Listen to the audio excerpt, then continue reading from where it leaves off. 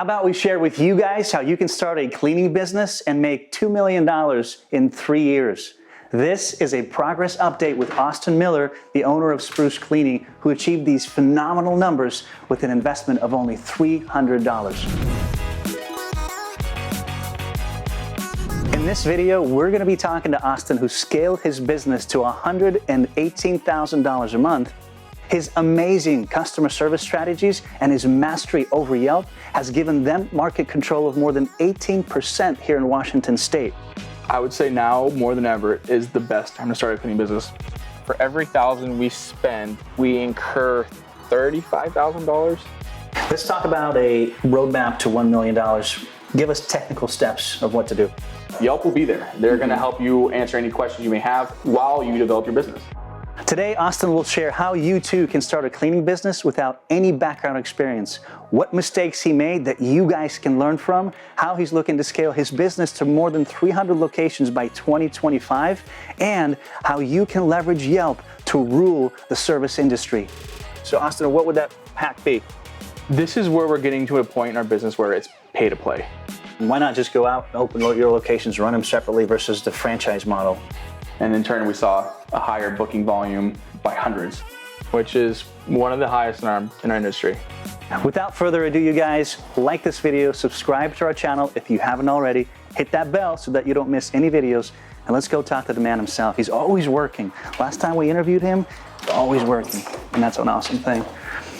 Austin, how you doing? What's going on, guys? Hey, let's do this second interview. I look forward to it. Likewise. You guys should check out the first episode we did with Austin. Make sure you do that first. And Austin, for those that haven't seen it, tell us just a little bit about yourself and anything else you want to add. Yeah, so I'm Austin, the CEO and owner of Spruce Cleaning and Spruce Home Inc., a parent company for all things clean. How has Spruce been since we first interviewed you? It's been good. So it was actually a little rocky initially with the whole start of the pandemic. But we came up on top with record-breaking revenue, conversion rates, and more. On that note, how has your sales and revenue changed? So what can you share on that? Where are you at today and expected for end of this year? Sales and revenue has grown month after month, roughly between 18 and 25%.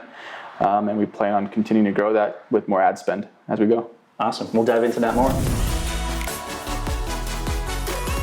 Tell us about your Spruce revenue and profit margins. Let's just focus on Spruce Cleaning. Okay, Spruce Cleaning, we're averaging between $100,000 and $115,000 a month. It fluctuates, of course, based on the month. But yeah, that's our revenue. And profit margins? Sit at 45%. Okay. Which is one of the highest in our industry. Man, you know your numbers. On the sales and revenue side, Austin, let's talk a little bit about what contributed to that growth, that sustained, continued growth. We need concrete, technical stuff.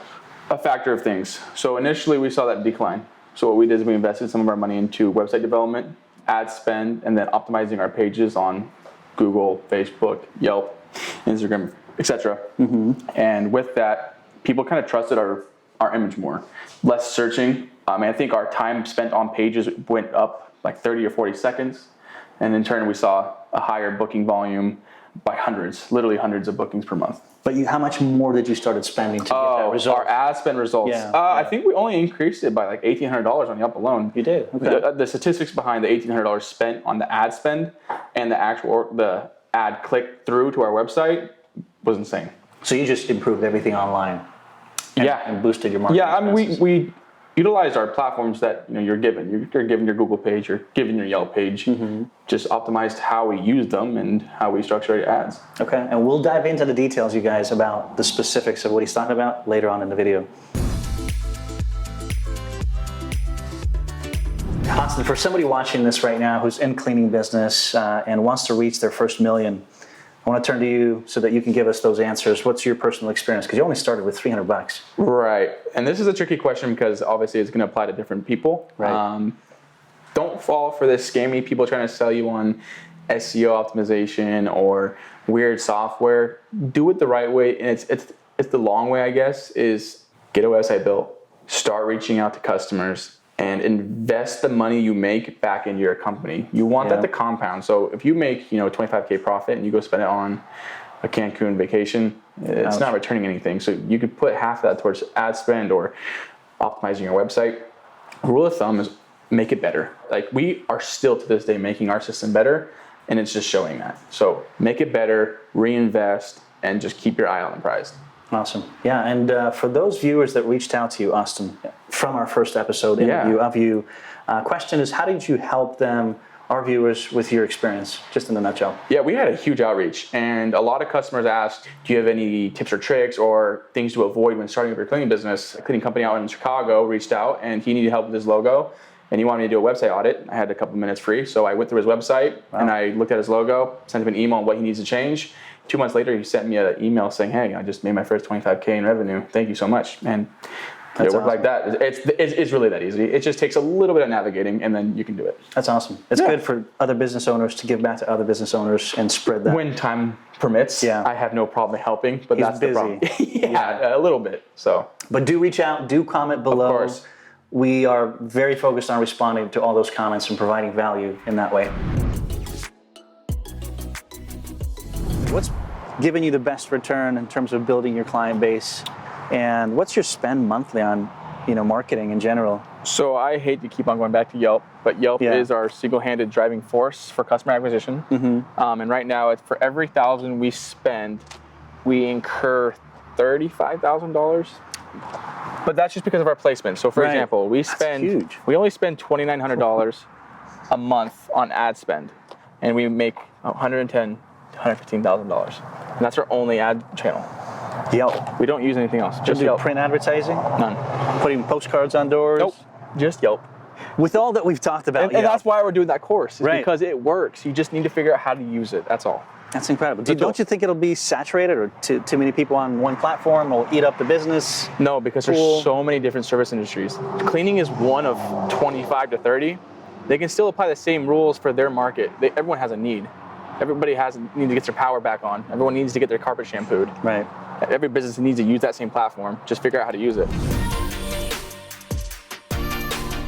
Let's talk about a roadmap to $1 million. Give us technical steps of what to do. Of course. So you're going to want to start with a website. Don't spend a lot on it going forward. And that sounds weird, but what I mean is, don't hire a firm that's probably going to charge you $20K when, for one, you don't need a $20,000 website for your service-based industry, especially when you're just starting out. Plan to upgrade it, whether it be bi-monthly or quarterly or annually, but make sure you're upgrading it as you go and as you grow. After that, work on ad spend. Figure out what channels you want to optimize and use so you're not wasting your money. So we don't use Facebook, we don't use YouTube. We strictly use, again, Yelp and Google. Others will succeed in other areas. For example, if you're a pressure washer or a painting company, Instagram is going to be your funnel. It's more visually based. Cleaning does fall under visual, but people look for Yelp for cleaners, not Instagram. So we don't really use those streams. And figure out how much you should be spending. Don't throw $2,000 a month on a spend budget, because for one, you can't handle that traffic if it does come, and two, you don't know how you optimize your ads yet. You're going to figure that out through trial and tribulation. And then scale, which everyone tells you, scale, scale, scale.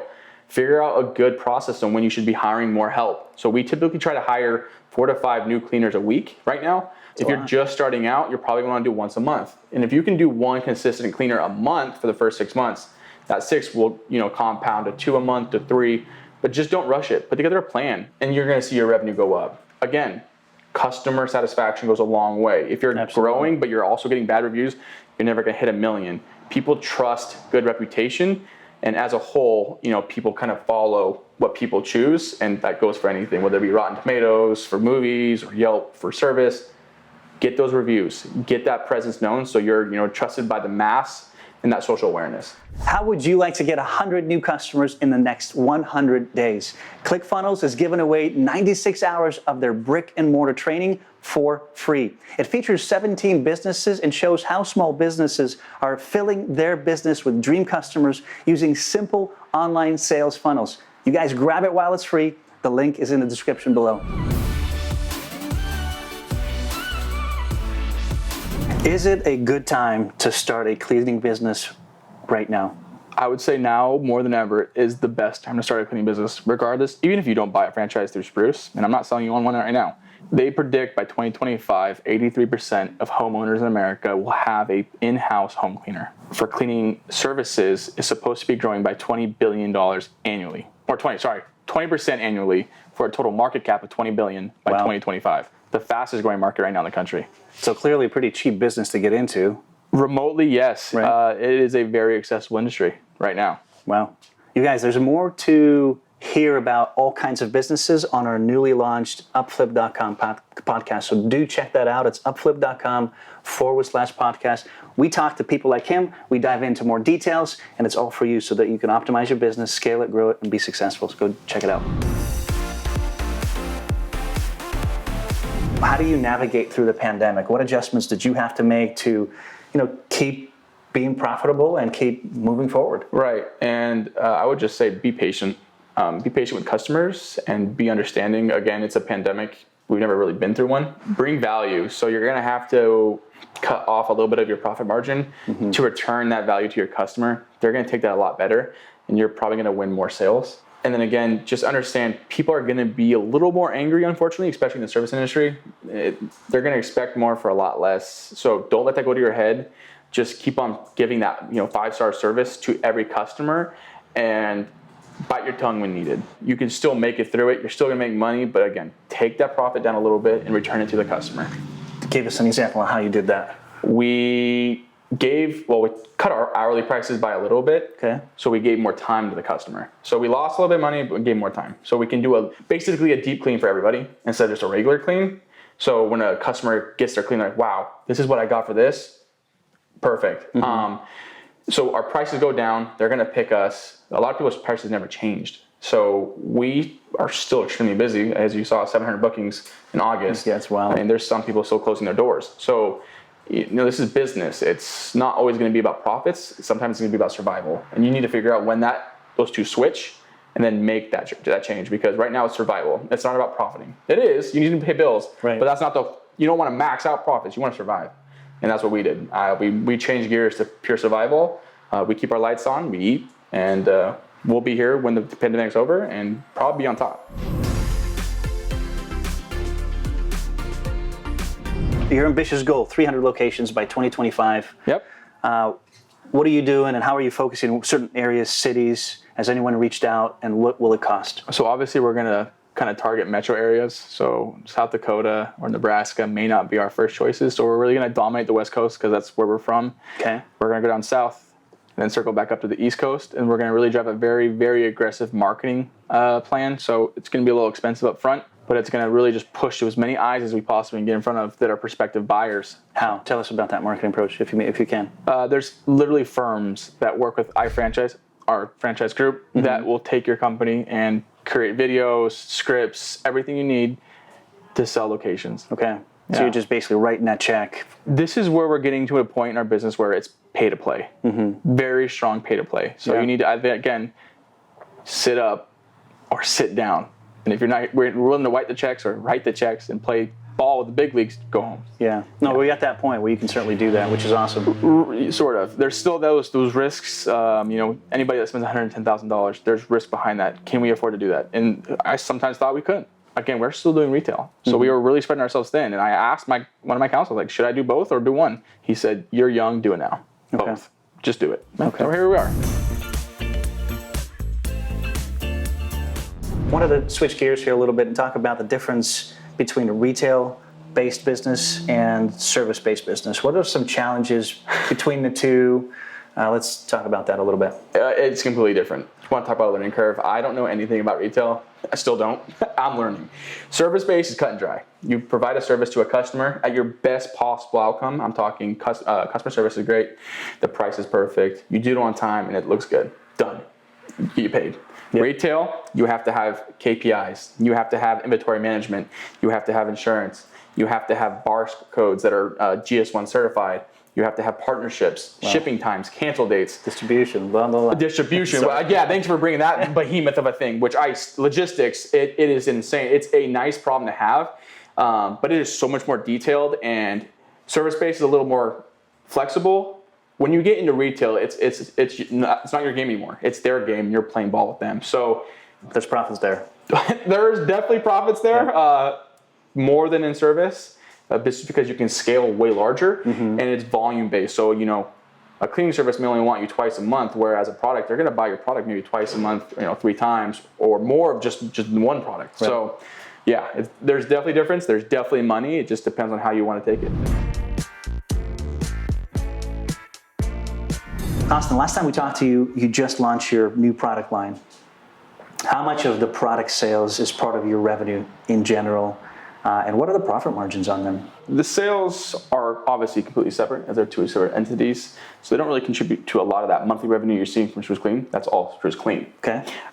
Since our last video that we did, after launching our products, we've done about 80K in sales. And we just secured a very large partnership with a retail chain that we can't disclose until the T's are crossed and the I's are dotted. What do you expect profit margins to be on those products?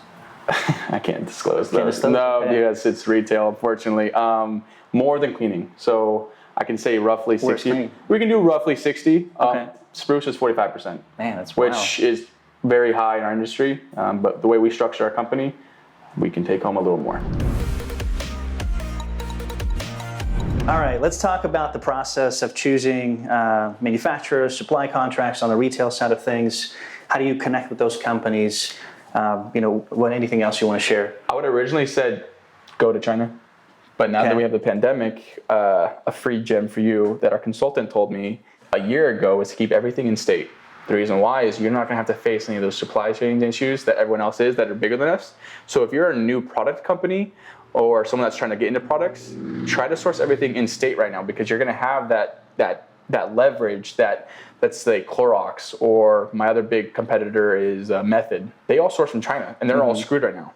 So I can walk up to a store that we're working with right now and be like, hey, I have 20,000 SKUs I could put on your shelves tomorrow and I'll give you a discount. They're not going to vet me any more than they would 2 years ago. They're going to say, hey, if it makes the criteria, we'll order. To be able to say I have product ready for your store, you're saving them, because shelves are looking bare and they'll take it in a heartbeat. So you're just in the development of your retail-based business, right? The product, 16, 17 SKUs. What's your marketing strategy for them currently?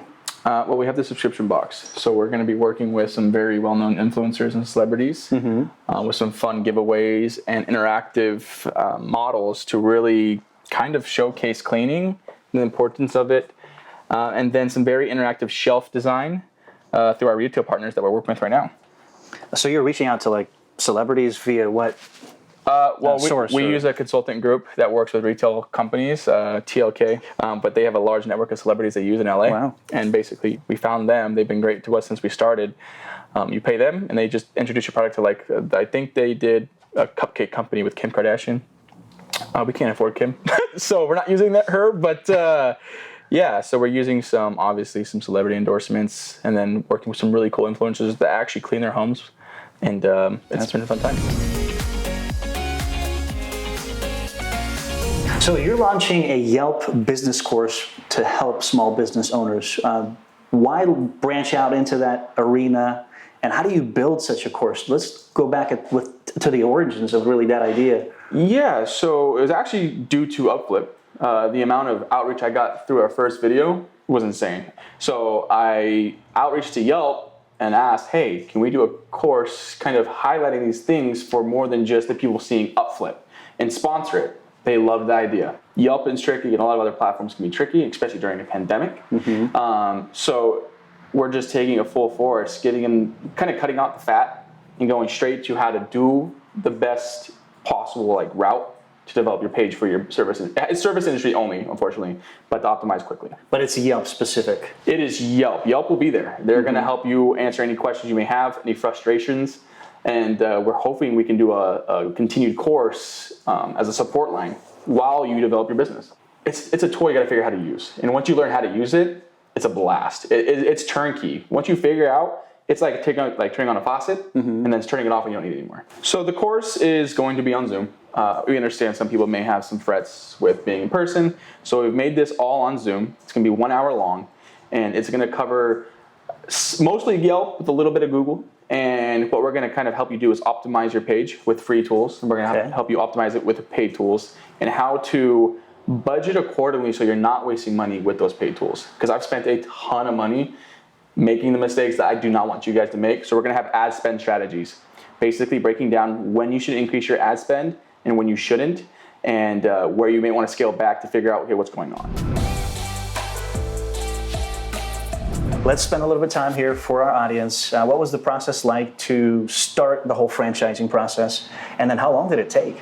So the initial process was, can we afford it? Because what I was told is it's expensive. It's a lot of legal documenting, it's system and operations, and it just requires a lot of marketing dollars. So once we figured that we could afford it, the question was, who would represent us to do it? Because there's no way an individual like myself can do that alone without doing it poorly. And I want to do it right, because when we do it, I want to streamline and just hit the ground running. Okay. What were your first steps to take then? We reached out to iFranchise, and they evaluated our company. So they got to see if you're even willing, are you franchisable? And they said, you guys will sell a ton of locations. We love your program. Okay. And he's like, just prepare for a huge hurdle. He's like, what is your goal? And I told him I want to be the #1 selling keeping franchise in the nation ever. He laughed. He's like, I think you guys can do it. So if you have the money to franchise and they think you're franchisable, it's turnkey for them. How much? So for us to start is $110,000. Whoa. Okay. I got a really good deal on my FTD developments, or your legal documents, through a consultant I found on Upwork. And how that worked was, he was doing my consulting for our Spruce product company, and he knows how to do franchise development through his law firm. So he got me in an insane price, literally half off. I think I paid $20K for the FTD, which is originally $45. So we got it way lower. But typically for a full franchise, it's $150K, and that does not include marketing spend at times. How long did it take for you to be almost in all 50 states? A year. A year, okay. A whole year of development. And again, it's system operations. So they're basically breaking down your entire company to where anybody can read it and do what I spent 4 years building. So it takes time. And I believe in slow is good. Don't rush anything. Yeah, slow is good. Slow is always good. So how many product SKUs do you have currently? Total 16 right now. And what's the most popular? It's definitely going to be all-purpose cleaner, just the most versatile product we have for all surfaces. And then our disc scrub brush, which is so cute. Oh, this one came out of nowhere? Yeah, this one right here, actually. It's pink box. Can we take a look? Yeah, of course. Here, you open it. Check it out. How much would this retail for? Retail, probably at $450. Okay. So all cool. recycled plastics. And why do you think this is a hot item? Let me ask you, do you like touching wet food? No. In the sink with soap? No, I don't. Of course. Well, I don't either. So you just want to scrub it up before you put it? Exactly. Just safety measures, precautions, of course. And then you just throw it in your dishwasher and you're done. Gotcha. The dishes, of course, not the brush. Who comes up with this, though? Is it you? Is it your team? A random thing on a night. I designed that at 11 o'clock at night, one take. My designer put together the CAD design, and it was in production in a week. That was just one of those crazy, hit me like that, and it was out the door. So true entrepreneur right here, you guys. Everything he says is value, so this is awesome. Let's talk about hiring employees, especially through the pandemic. People don't want to work necessarily. Right. It's tough to get them back in, retention, etc. How do you find these people? Which platforms you use, and the process of vetting them, knowing that they're going to be a good employee? This is a tricky question, and I think whoever's probably going to watch this is having the same problem we have. Right. You're going to spend money. Again, you're going to spend more money. You're going to have people say they're interested and just not show up. We had 2 people actually not show up today for interviews. So it's a numbers game. You're going to have to just do sheer volume. So you're going to reach out to 100 people. Instead of usually getting 20 or 25 interested candidates, probably 8. So just expect that low return, but just don't give up on it. I would advise to pick 1 or 2 platforms and stick to those when it comes to job hiring. Don't go through several others. Do not do Indeed. Okay. Don't do Indeed, guys. It's a waste of your money. How come? They're the most expensive. And the return, we've done a study. I think we spent $2,000 and we got 8 applicants. Okay. 8 to 10. It was barely over double digits. And using ZipRecruiter, and I'm not endorsing ZipRecruiter, this is not an ad. Just experience. You'll get the best return for your money. So the money spent returns way more qualified candidates, and that's what we're using right now. We don't shut down our ads. They're always running right now. So if you're willing to work, we will hire you. We need to work. It's like a constant waterfall, right? You never shut that off? Oh, yeah, we call it the trolling net. So that net's always trolling the sea. That's a good way, yeah, so it's always running. So if you're willing to work, we'll hire you at any given day. So clearly you're being blessed, I can say, via consultants that you connect with and find the right ones and you spend and invest in them. How much have you spent on consultants that have connected you with everybody else? My tax accountant says $38,000. Okay. In total. So it's not a scary number. No, well, it can be a scary number for someone that's just starting. I get that, but I've been here a little longer. It's about who you're taking advice from. There's people that have been doing it, and how I see it is I'd rather invest in building a team of qualified professionals that can help me in all sectors. Like legality is huge. I wish I would have invested in legality earlier, but I didn't. Having the right legal team? Oh yeah, it's huge for trademarking your name so you don't get it stolen underneath your. We almost lost Spruce when we were franchising. Someone tried taking it underneath our feet because I didn't trademark Spruce.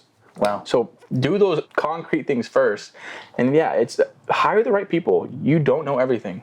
You're never going to know everything. So again, swallow that pride pill, reach out to have some help. And I think it's important to really see who you're around. And I know that's like the typical thing to hear is surround yourself with people you want to be like. It is 100% true.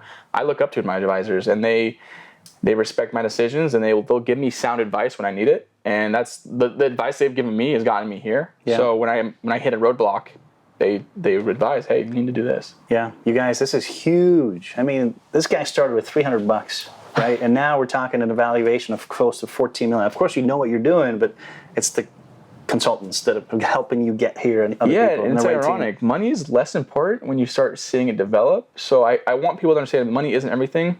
So just look at the growth of your company when you're building it. That will be a sure sign indicator that you're making more the larger it gets. How do you deal with customer disputes as a business owner? And does that happen often when they dispute prices, experiences, etc.? Yes, and actually it's happened way more often during the pandemic than ever before. Ways we kind of go about disputes is the customer technically is always right, and you want to at least listen to them. Technically. There are going to be times where a customer is obviously in the wrong, but you cannot lose your temper or lose your head when it comes to that issue. Find a resolution, whether it be a discount or a re-clean or some type of additional package at no cost, and see if they can't resolve it there. Or if they're just not being understanding, just drop it. It's better not to feed into the anger or the negativity and make yourself look bad to other prospective clients or customers. When you say drop it, is that a full refund? Thank you so much. Kind of leave it at the best. Just don't respond. Give initial response, obviously, but if it just keeps on going down the rabbit hole, just let it be. Have those people that complained and once you've figured it out, resolved it, have they ever left a positive review? Yeah. You had that? Yeah. Okay. It's like a 70% chance that they're going to reverse that, but they want to show that you care. Okay. They want to make sure that the business owner isn't just all about money, and he wants to see, or she see the customer with a positive experience. All right, Blitz time. 10 seconds, no more to answer these questions. Hit me. When you had the business idea for Spruce, what actually clicked for you to make that step and make it happen? The opportunity. The opportunity. Yep, pure opportunity, market size. Okay, what can't you start your morning without? Coffee, my dog. What's your morning routine look like? Roll out of bed, roll downstairs, throw on shorts, socks, slides, hit the office looking like Mark Zuckerberg. Next. Okay, what's been the most beneficial business book for you? Hugs, mother. Excuse my language. Is that the title? Yeah. It teaches you about hospitality. It's really good. There you go. Okay. What are some mistakes? I didn't expect that. What are some mistakes that you made, and what was the process like to correct it? I know it's a loaded question, but I should have delegated sooner. My secretary actually forced me to promote her to secretary, or else she was quit. And that's for her. She did that, not me. So listen to people, delegate quick. What's the best part about being you? Or entrepreneur? I love my life. I love the freedom that I get being an entrepreneur. And I also love being able to create job opportunities for people and kind of just see how big can you take it. That's my favorite thing. What's your weakness? I don't have a free life. I need to have more fun. Okay. And what's your strength? I work hard, harder than most people I know. I laser vision. We'll vouch for that. Yeah. That's it. What about retention? How do you retain on people? On hires? Yeah, how do you reduce your turnover? So you should need to work for your employee, and that is an owner's job. I'm her employee. She's my boss. My secretary is my boss. If she's not happy, my company does not run. We do not profit. So how I look at working for all 40 of the people here at Spruce, it is my job to make you happy, not the other way around. So I tell every new interview or new hire, hey, if you ever have a problem or you're not happy here, I need you to let me know because I need to fix it for you. So I think I don't want to say business owners are lazy, but they need to put more effort towards making sure everyone's, so listen to their voice, like their concerns. You know, they're going to voice them to you, but are you going to actually fix them? Or are you just asking to be nice? I make it a daily effort to make sure everyone's happy. And then pay. Add frequent pay incentives. Tell me about yours. Well, we already start high in the country. So we start at 22 an hour still. And that's the highest in the country in our industry by $7. Wow. If you prove yourself within the first month, you're jumped up to 23. If you start training, up to 24. And I think there's only one cleaner that's at 25 right now. But for cleaning houses, that's still it's not your company. It's marginally higher, and it shows. Okay, I voice this to all our cleaners: is hey, I get the job. I've done it for years. Mm-hmm. I want to make sure you're getting compensated fairly for some of the work. You got to clean toilets sometimes. Toilets are not pretty. I get it. So I think owners need to understand what the job is being asked, and does it fairly reflect the value they're getting paid for. If you figure that out, make sure they're being happy. Or they're happy. They're not leaving. Let's talk about the difference between why not just go out and open your locations, run them separately versus the franchise model. Cost and liability. Okay. I mean, why would you take the effort to go to a different state that you don't know when you could just give someone else the licensing and agreements that they know that hometown and run it for you?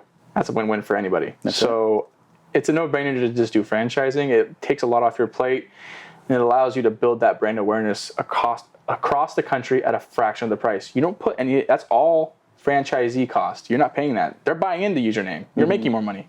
What's the cost? $35,000 if you buy into Spruce. Okay. Again, on the median size, there are a lot of cleaning companies that are higher, and there are some that are lower, but our support is where we're going to reign supreme. I'm bringing all of our cleaners from the field into our offices to be a support hub for all of our franchisee buyers. So you're going to have the best support than any other company. Let's talk about, just briefly, about the evaluation on the company. Last time we interviewed, which was about a year ago, we were roughly around 10 million. Mm-hmm. Break it down to us. I know you've got multiple revenue streams now. What are those companies worth? Right. So in total, 14. And the reason why is they all have their own separate valuation, but Spruce Inc. is the parent company that umbrellas all of them. So franchising, that accounts for a large portion of our value because when prospective investors see that, they see the expansion rate tenfold because we're already registered and licensed in all 50 states, or almost all 50 states. Yep. So when they see that, they see expansion efforts streamlined. Then you have our retail line. Okay, well, I already signed and approved with a big name brand. So we have the reputation and the symbolism and branding on our bottles. So all three of our companies strategically tied together for that purpose is to when we decide to sell or if we ever sell, we have that brand power, which vertically grows our valuation. We're not just one entity, we're three with all separate footprints in the home cleaning market, whether it be house cleaning service, house cleaning products, or house cleaning franchises. We're in all three. That's awesome. We perform very well in all three. All with a $300 investment. With $300? What, 3-4 years ago now? Yep, and I couldn't pay my parking bill on the street of Seattle. That's insane. All right, you guys, we mentioned a hack earlier in the video that Austin's going to share with you. So Austin, what would that hack be? If you have a Google or Yelp page, you have to upload photos to show your work. Mm-hmm. If you aren't showcasing your work right now, you're obviously doing something wrong, and start doing that now. I recommend 4 to 5 photos a week. And when you're using your captions, Yelp let me know that Google and Yelp use captions as a local SEO generator. So when you're putting words or writing captions in your photos, you make sure you're using keyword terms that relate to your industry. We put deep clean or deep house cleaning in all of our photos because that ranks us higher on Google and Yelp as basically a passive SEO generator. So Yelp allows you to add a page deal. And how their formula works in their algorithm is they see that user purchase that deal, and then when they leave you a review, it sticks because the system recognizes they actually went to your page. It recognizes they left a review. They put the two together that they use your service. They don't have to do any guess and check. And that has been confirmed by Yelp Corporate. Okay. So it does work. And I know there's more, but you guys just take those two, execute on them, and your business will grow. You agree? Basically. By how much did you improve or increase your profit spend, or not profit spend, marketing spend on Yelp and a few other platforms? We doubled it. So you doubled it. Wow. We doubled it, and really I actually have aggressive. we actually have a dedicated person here, Man. that sifts through interviews or sifts through hires, posts job postings, reviews interviews, puts them through the onboarding process, and then we have cleaners dedicated to training. So the pandemic has restructured how we onboard people, and it's like an assembly line. You start there, you get through, you're done in a week. You're cleaning by yourself in a week, and we've, I think, added 20 cleaners in the last 2 months. Wow. Yeah, so I mean, just go full force and put together, you know, whether it be just you and your two-man team working longer days, and I say that because you're gonna have to, but anyone that's watching this video already knows what's required to succeed, and then they're willing to put the work in as it is. But just put more plans together and don't take no for an answer. I mean, is it just you, or 3-4 things you could say that really contributed to you getting to this point? So I do want to shout out Jackie behind me. She is my secretary technically, but Hey, Jackie. without her, this would not be here. She's been with you for quite some time? Almost since the beginning. She actually was a cleaner when we first started. Okay. So she basically runs Spruce Cleaning as of now. Brian, who is my confidant, he's my right-hand man for everything when it comes to figuring out logistic issues. And then obviously the team here at Spruce, we all put a lot on the table. And I think it's because they trust what we're doing, and we're selling on the fact that we're not cleaning forever. You know, work hard right now. We're gonna work within the offices or be a part of the franchise sales team. There's room for growth for everybody. And I'm not trying to sell them on a pipe dream. I want people to do better, and we want the median income to be higher here. That's awesome. And people love that. And that's why we're succeeding. It's a team-based effort, and I just want to reiterate, team. Don't be a boss and bossing people around. Have a little bit of humility and be told what to do from your own staff, because you're not perfect. And once you get that controlled, we've grown so fast, and I think that's important. That's awesome. Yeah, I mean, I've heard business owners contribute more success to themselves, and it's awesome that it's all about the team. And it's not about me. I'm gonna tell you that right now. Yeah. It's not even partially about me. I just make small, bigger decisions day to day. They do all the hard, heavy lifting, and I recognize that daily. All the entrepreneurs watching this, 3 pieces of advice in general. Again, make sure your customers are happy. Make sure your staff is even happier, because they're the ones doing the work for you, making you the money. Second, always strive to better your platform, regardless if it is your system and operations, your website, how you talk to your customers. Write scripts out. Make sure they're perfect. Third, slow. I reiterated this so many times. Stop rushing for something. You're gonna make money if you do it right. Money isn't always everything, but if you're gonna, do it right.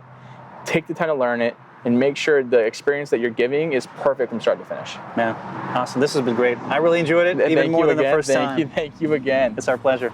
I hope you guys really enjoyed this. What an incredible businessman. Gave you a ton of advice. And just for full transparency, we love you a ton. Sometimes we get paid for our videos. Sometimes we don't. This one happens to be where we got paid just a little bit. I hope you enjoyed this video. Lots of awesome business advice. If you haven't already, like the video, subscribe to our channel, and hit that bell button so that you don't miss any of our videos. Thank you so much for watching, you guys. Take care.